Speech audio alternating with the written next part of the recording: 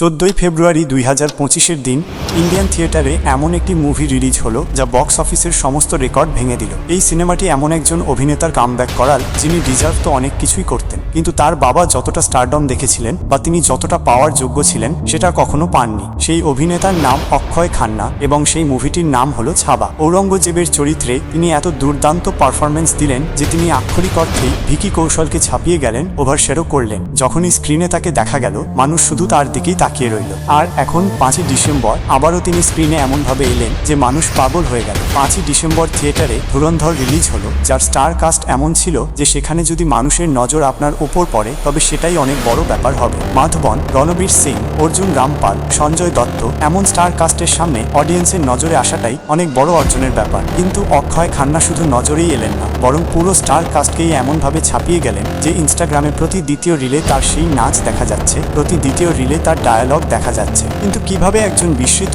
ফরগটেড অভিনেতা এমন কামব্যাক করলেন এবং এমন কামব্যাক করলেন যে আজ অক্ষয় খান্নাকে কিলিয়ান মার্ফির সাথে তুলনা করা হচ্ছে? কিভাবে অক্ষয় নিজে নেপো কিডসদের পুরো ইমেজ বদলে দিলেন? আসুন জানি। অক্ষয় বরাবরই একজন শক্তিশালী অভিনেতা ছিলেন, কিন্তু ধুরন্ধর তাকে 2025-এর শো স্টপার বানিয়ে দিলেন। তার পারফরমেন্স এত নিয়ন্ত্রিত, এত ঠান্ডা, এত তীব্র যে কেওটিক বিশৃঙ্খল সিনগুলোতেও ক্যামেরা তার দিকেই ঘুরে যায়। আর ছাবাতেও তিনি ঔরঙ্গজেব হিসেবে একই আধিপত্য দেখিয়েছিলেন। এই কামব্যাক কোনো মিরাকল নয়, কোনো ভাগ্য নয়, এটি এমন একজন অভিনেতার জার্নি যিনি উত্থান এবং পতন দুটোই সার্ভাইভ করে আরও বেশি পরিণত হয়ে ফিরে এসেছেন। একটা সময় ছিল যখন বলিউড শুধু গুড লুকস এবং প্রেডিক্টেবল রোলকেই পুরস্কৃত করত, কিন্তু ওটিটি সব বদলে দিয়েছে। আর সবচেয়ে বড় কথা, অডিয়েন্সের মেন্টালিটি বদলেছে। এখন তাদের এমন অভিনেতা দরকার নেই যিনি খুব বেশি গুড লুকিং বা যার খুব ভালো বডি আছে, বরং আজ অডিয়েন্সের জটিল গল্প, লেয়ার্ড ক্যারেক্টার এবং মোরালি গ্রে পারফরমেন্স চাই। আর অক্ষয় খান্না ঠিক এই যুগের জন্যই তৈরি ছিলেন। মানুষ ভুলে যায় যে একটা সময় ছিল যখন অক্ষয় প্রায় ইন্ডাস্ট্রি থেকে অদৃশ্য হয়ে গিয়েছিলেন। বর্ডার, দিল চাহতা হ্যায়, তাল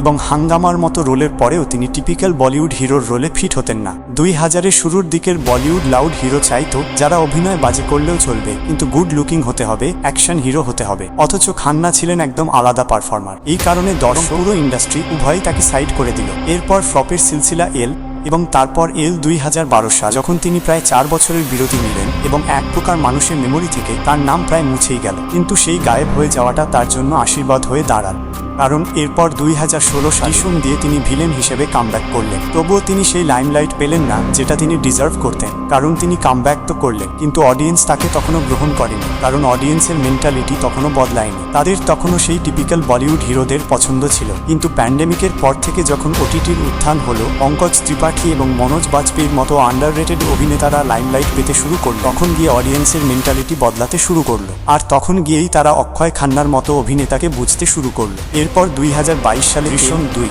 যেখানে একজন ব্যাড কপের রোল প্লে করে তিনি আক্ষরিক অর্থে সেই মুভির হিরো অজয় দেবগনকে ছাপিয়ে, আর এটাই তার জীবনের টার্নিং পয়েন্ট হয়ে দাঁড়ায়। এরপর 2025-এ আবারও ছাবা মুভিতে ভিলেন হিসেবে পর্দা ফাটিয়ে দিলেন এবং ব্যাস, তারপরই তিনি সেই লাইমলাইট পেয়ে গেলেন যার তিনি সবসময় হকদার ছিলেন। আর ধুরন্ধরের পর আজ এমন লাইমলাইট পেয়েছেন যে তিনি ইন্ডাস্ট্রির অন্যতম ভালোবাসার অভিনেতা, মোস্ট লাভড অ্যাক্টর হয়ে উঠেছে। অক্ষয় খান্নাকে দেখে যে কেউ বলবে যে তিনি খুব বেশি আলাদা। তার কথা বলার ধরন, তার থাকার ধরন, তার ইন্টারভিউগুলোতে আপনি সবকিছু দেখতে পান। আর এসব দেখে একটা জিনিস খুব ভালোভাবে ক্লিয়ার হয়ে যায় যে অক্ষয় অন্য সেলিব্রিটিদের মতো নন, বরং অক্ষয়কে তো সেলিব্রিটি মনেই হয় না। অক্ষয়ের ইন্টারভিউগুলো দেখে বোঝা যায় খুব মেপে কথা বলেন, ঠিক ততটাই বলেন যতটা জরুরি, যা আজকালকার অভিনেতাদের মধ্যে একদমই নেই। তারা সব জায়গায় এত বেশি শো অফ করতে শুরু করে যে অনেক সময় সেই জিনিসটা তাদেরই ব্যাকফায়ার করে। অক্ষয় খান্না এবং বাকি সেলিব্রিটিদের মধ্যে সবচেয়ে বড় পার্থক্য হলো এই লোকটা খুব ভালো করে জানে কোথায় কিভাবে রিজার্ভ থাকতে হয়। এমন নয় যে ক্যামেরা দেখলো আর ফুটেজ খেতে চলে এল, যা ধুরন্ধর এর লিড অ্যাক্টর রণবীর সিং এর মধ্যে কানায় কানায় ভরা।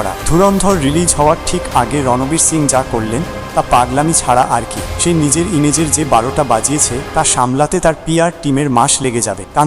কান্তারার মতো স্যাক্রেড মুভির বাজে মিমিক্রি করে সে ধুরন্ধরকে প্রায় বয়কটই করিয়ে ফেলেছিল।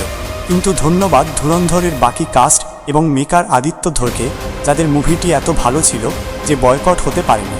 কিন্তু এই কেসটা আমাদের কি দেখায়? এই কেস আমাদের দেখায় যে কিভাবে একজন অভিনেতা যিনি ওভার এক্সপোজড, যিনি খুব বেশি ফ্রেন্ডলি বা ওভার ফ্রেন্ডলি অ্যাক্ট করেন, তার দ্বারা অনেক বেশি ভুলও হতে থাকে। আর এখান থেকেই আসে আমাদের দ্বিতীয় পয়েন্ট। অক্ষয় খান্নাকে আপনি কখনো ইনস্টায় কোনো পাপারাজ্জির পেজে দেখবেন না, কোনো ইন্টারভিউতে দেখবেন না। তিনি খুব কমই কোথাও ইন্টারভিউ দিয়েছেন, না তাকে কখনো কোনো কন্ট্রোভার্সিতে দেখবেন।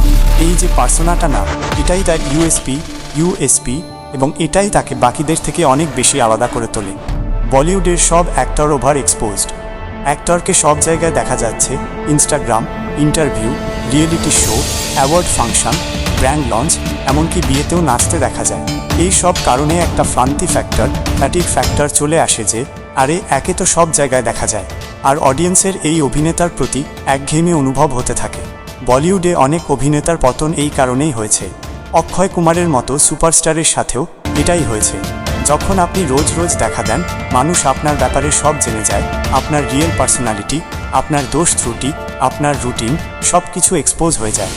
যখন রহস্য বাঁচে না, তখন আকর্ষণ শেষ হয়ে যায়। স্টারডমের একটা বড় অংশ হলো কৌতূহল। যখন আপনি সব জায়গায় দৃশ্যমান থাকেন, তখন অডিয়েন্সের কৌতূহলই শেষ হতে শুরু করে। মানুষ অভিনেতাদের সিরিয়াসলি নেওয়া বন্ধ করে দেয়, কারণ তারা এন্টারটেইনমেন্টের সাথে সাথে পার্সোনাল লাইফেরও সার্কাস বানিয়ে ফেলে। তারপর তাদের অভিনয় যতই ভালো হোক, তাদের ইমেজ একটা মিমের চেয়ে বেশি কিছু হয়ে থাকে না। ওভার এক্সপোজার একজন অভিনেতাকে মাস এন্টারটেইনার থেকে ক্লাউন, জোকার বানিয়ে দিতে পারে। মিস্ট্রি বা রহস্য এমন একটা উপাদান যা স্টারডমকে দীর্ঘস্থায়ী করে। যখন মানুষ আপনাকে ব্যক্তিগতভাবে চেনে না, তখন তারা আপনার প্রতিটি ফিল্ম সরাসরি ক্যারেক্টারের অ্যাঙ্গেল থেকে দেখে। অভিনেতার ওপর মতামত পার্সোনাল লাইফ দ্বারা প্রভাবিত হয় না। মানুষ তাদের স্ক্রিনে দেখেই তাদের সম্পর্কে ধারণা তৈরি করে এবং এই ধারণাই তাদের চার্ম বা আকর্ষণ তৈরি করে। আর এখানেই অক্ষয় খান্না জিতে যান, কারণ রহস্যময় অভিনেতারা বিরল হন, আর বিরল জিনিসই সবচেয়ে বেশি মূল্যবান হয়। অমিতাভ বচ্চনের শুরুর দিকের চার্ম ছিল তার রহস্য। শুধু অমিতাভই নন, আগের সব অভিনেতারা ওই অরা মেনটেন করতেন, যেখানে তারা সাধারণ মানুষের থেকে নিজেকে আলাদা দেখাতেন। যখন অভিনেতা নিজের ব্যাপারে কম শেয়ার করেন, তখন অডিয়েন্সের স্বয়ংক্রিয়ভাবে তার জীবনে ইন্টারেস্ট তৈরি হতে থাকে। প্রতিটি পাবলিক অ্যাপিয়ারেন্স স্পেশাল মনে হয়, প্রতিটি ইন্টারভিউ সাড়া ফেলে, প্রতিটি ফিল্ম একটা ইভেন্ট মনে হয়। আর রহস্য অভিনেতাকে মানুষ নয়, অভিজ্ঞতা, এক্সপিরিয়েন্স বানিয়ে দেয়। আর অভিজ্ঞতা বিক্রি করাই স্টারডমের মূল কথা। রহস্য অভিনেতাকে প্রোটেক্টও করে। যখন আপনি সোশ্যাল মিডিয়ায় থাকেন না, পার্সোনাল কন্ট্রোভার্সিতে জড়ান না, অপ্রয়োজনীয় মতামত দেন না, তখন পাবলিক স্ক্রুটিনি, জনরোষ বা যাচাই কম হয়, আপনার ইমপ্রেশনও সেফ থাকে। অক্ষয় খান্নার বাড়তে থাকা জনপ্রিয়তা খুবই অর্গ্যানিক, কোনো পিআর গেমের অংশ নয়। আর এটি আরও একটি বিষয় যা তাকে খুব স্পেশাল করে তোলে, কারণ একদিকে অভিনেতারা তাদের পিআরের ওপর কোটি কোটি টাকা খরচ করে, যাতে তারা দৃশ্যমান হয়, যাতে তাদের একটা নির্দিষ্ট ইমেজ তৈরি হয়। আর আজকের দিনে এই পিআর গেম আপনার ওপরই ব্যাকফায়ার করে, কারণ একটা নতুন ট্রেন্ড তৈরি হয়েছে যে এই পিআর গেম আপনাকে খুব বেশি বিনয়ী, হাম্বল দেখাবে, এমন দেখাবে যে আপনি বাকি মানুষদের মতোই। আর এই ফেক হাম্বলনেস, মেকি বিনয় খুব বেশি ব্যাকফায়ার করে, কারণ যেটা আপনার ব্যক্তিত্ব নয়, সেটা আপনি বেশি দিন অভিনয় করে চালিয়ে যেতে পারবেন না। সেটা একদিন না একদিন এক্সপোজ হবেই, তা আপনি বলিউডের কিং খান হয়েন না কেন। অক্ষয় খান্না সোশ্যাল মিডিয়ায় নেই, তাই তার পিআরের দরকারই নেই। আর তাই খুব দেরিতে হলেও তিনি সেই স্টারডম খুব অর্গ্যানিক্যালি পাচ্ছেন, যা হাসিল করতে অভিনেতাদের কোটি কোটি টাকা খরচ করতে হয়। অক্ষয় খান্নার নো পিআর গেম তার জন্য একটা সাইলেন্ট পাওয়ার হিসেবে কাজ করে। যখন পুরো ইন্ডাস্ট্রি আর্টিফিশিয়াল হাইপ এবং জোর করে দৃশ্যমান হওয়ার ওপর চলে, তখন অক্ষয়ের পিআর থেকে দূরে থাকা তার ইমেজকে ন্যাচারাল, জেনুইন এবং ডিগনিফাইড বানায়। আজকাল অনেক অভিনেতারা এই হেডলাইন তৈরি করান যে আজ দেখো জিম থেকে বের হলো, নতুন হেয়ার কাট করিয়েছে, এয়ারপোর্টে দেখা গেল। এই সার্কাসে অক্ষয়ের নাম কখনো থাকে না। অডিয়েন্স একটা জিনিসের জন্যই তাকে মনে রাখে, আর সেটা হলো তার অভিনয়। তার সম্পর্কে পাবলিক যত কম জানে, তত বেশি তাদের আগ্রহ থাকে। কন্ট্রোভার্সিতে নাম আসে না, স্পটলাইট তার অভিনয়ের ওপরই থাকে। আর যখন তিনি স্ক্রিনে ফিরে আসেন, অডিয়েন্সের উত্তেজনা এবং সম্মান স্বয়ংক্রিয়ভাবে হাই থাকে। তাই নো পিআর তার দুর্বলতা নয়, তার জন্য একটা বিরল সুবিধা, অ্যাডভান্টেজ হয়ে উঠেছে। আজকের সময় যেখানে নেপো বেবিরা সবসময় অডিয়েন্সের চোখে খচখচ করে, সেখানে অক্ষয়ের মতো অভিনেতারা উজ্জ্বল হয়ে ওঠেন। কারণ অক্ষয় খান্নার সাথে কখনো এই ফ্যাক্টর কাজই করেনি যে তিনি বিনোদ খান্নার ছেলে, এবং এই কারণে তিনি কাজ পাচ্ছেন। অক্ষয় খান্নাকে গুড নেপো প্রোডাক্ট বলা হয়, কারণ তিনি তার বাবা বিনোদ খান্নার লিগ্যাসিকে প্রিভিলেজ, সুবিধা হিসেবে ব্যবহার করেননি, বরং দায়িত্ব, রেসপন্সিবিলিটি হিসেবে বহন করেছেন। তিনি স্টার কিড হয়েও কখনো অহংকার, আধিপত্য বা এন্টাইটেলমেন্ট এসব দেখান না। তিনি নিজের জায়গা কারো থেকে ছিনিয়ে নেননি, কারো রোল জোর করে নেননি, না কাউকে টাকা বা ক্ষমতার জোরে ছাপিয়ে যাওয়ার চেষ্টা করেছেন। বরং যখন তার মনে হলো যে এখন তার মুভি চলছে না, তাকে কিছু আলাদা করার দরকার আছে, তখন তিনি ইন্ডাস্ট্রি থেকে 4 বছরের জন্য গায়েব রইলেন। এবং কামব্যাকও করলেন, তো প্রায় সব টপ নচ স্ক্রিপ্টের সাথে করলেন। অভিনয়কে সিরিয়াসলি নিলেন এবং ক্রাফটকে, শিল্পকে অগ্রাধিকার দিলেন। তিনি কখনো হাই পার্টি, পিআর বা মিডিয়া ম্যানিপুলেশনের সাহায্য নেননি। তাই মানুষ তাকে নেপোটিজমের নেগেটিভ ফেস নয়, বরং নেপোটিজমের বেস্ট ভার্সন মনে করে, যেখানে প্রিভিলেজ তো পাওয়া যায়, কিন্তু সম্মান ট্যালেন্ট দিয়ে অর্জন করতে হয়। গোবিন্দ একজন লিজেন্ডারি এন্টারটেইনার, কিন্তু তার ক্যারিয়ারের পতন কারণ তিনি সবসময় হিরোর ইমেজে আটকে রইলেন। 90-এর দশকে তিনি যে স্টারডম দেখেছিলেন তা তার মাথায় এত শক্তিশালীভাবে সেট হয়ে গেল যে তার আজও মনে হয় তার শুধু লিড রোলই পাওয়া উচিত। এই ফিক্সেশন তাকে সময়ের সাথে পরিবর্তন হতে দেয়নি। ইন্ডাস্ট্রি বদলে গেছে, অডিয়েন্স বদলে গেছে, গল্প বলার ধরন বদলে গেছে, কিন্তু গোবিন্দ নিজেকে বদলাতে রাজি হননি। তিনি এখনও 90-এর দশকের বুদবুদে আটকে রয়ে গেলেন এবং ইন্ডাস্ট্রি থেকে গায়েব হয়ে গেলেন। অন্যদিকে অক্ষয় খান্না এই ভুল কখনো করেননি। তিনি নিজের ইগোকে কখনো বাছলেন না, শুধু রোলকে বেছে নিলেন। তার জন্য মেইন ক্যারেক্টার হওয়া জরুরি নয়, স্ট্রং ক্যারেক্টার হওয়া জরুরি। অক্ষয় শুধু দেখেন যে রোলে গভীরতা, ডেপথ কতটা আছে। এই ম্যাচুরিটির কারণে তার গ্রাফ সবসময় কনসিস্টেন্ট, ধারাবাহিক থেকেছে। তিনি কখনো নিজেকে হিরো ট্যাগের ভেতর লক করেননি। গোবিন্দের বিপরীতে অক্ষয় নিজেকে যুগ, এরা, জনরে, ইগো এবং হিরো অপশন থেকে কখনো বেঁধে রাখেননি। গোবিন্দ আজও 90-এর দশকের স্টারডম তাড়া করছেন, যেখানে অক্ষয় খান্না আজকের অডিয়েন্সের হিসাব অনুযায়ী নিজেকে ধারাবাহিকভাবে প্রাসঙ্গিক, রেলেভেন্ট রাখছেন। এই কারণে গোবিন্দ নস্টালজিয়া হয়ে গেলেন, আর অক্ষয় খান্নার রেলেভেন্স, প্রাসঙ্গিকতা হয়ে উঠলেন।